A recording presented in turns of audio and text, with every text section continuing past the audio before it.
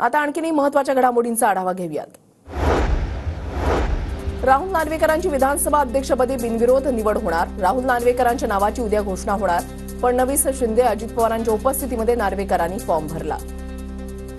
मी आमच्या भारतीय जनता पक्षाच्या सर्वोच्च नेते जे आहेत, आदरणीय मोदी साहेब आहेत, आदरणीय अमित शाह साहेब आहेत आणि लाडके मुख्यमंत्री देवेंद्रजी फडणवीस साहेब आहेत, JP नड्डा साहेब आहेत, या सर्वांचे मी मनापासून आभार मानतो की त्यांनी मला माझ्यावर विश्वास दर्शवत परत एकदा या महाराष्ट्र विधानसभेचा अध्यक्ष।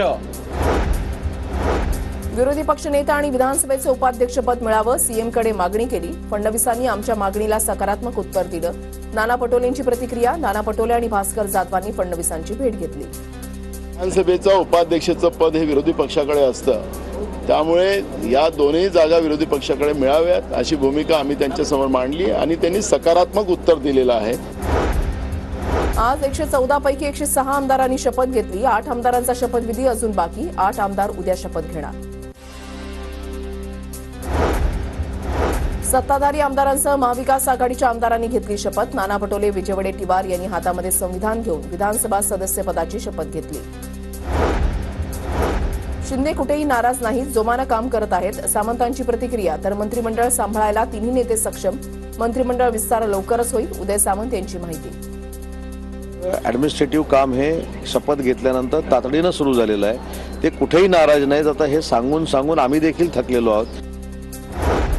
मंत्रिमंडळामध्ये कुणाला घ्यायचं याबाबत शिंदे निर्णय घेतील। एकनाथ शिंदेने घेतलेला निर्णय सर्वांना मान्य असेल। शंभूराज देसाई यांची प्रतिक्रिया।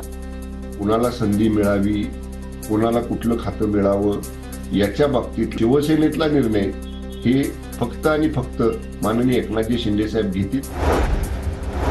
नवीन मंत्र्यांना शिपाई, चोपदार यांची कमतरता भासणार असल्याची सूत्रांची माहिती।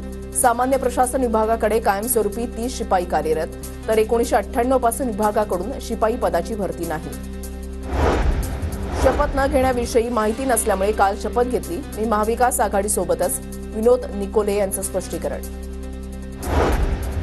गोपीचंद पडळकर आणि सदाभाऊ खोत यांचं विधान भवनाच्या पायऱ्यांवर आंदोलन।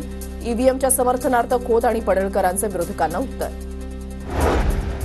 आदित्य ठाकरे आणि आदिती तटकरेंची विधानभवनामध्ये भेट। दोन्ही नेत्यांनी विधानभवनाच्या कॉरिडॉरमध्ये केली बातचीत। घाटकोपरीतल्या मनसे कार्यकर्त्यांचा ठाकरे गटामध्ये प्रवेश। उद्धव ठाकरे यांच्या उपस्थितीमध्ये सतीश पवार यांच्यासह कार्यकर्त्यांचा पक्षप्रवेश। उपस्थितांकडून उद्धव ठाकरेंचं मनातील मुख्यमंत्री म्हणून नाव।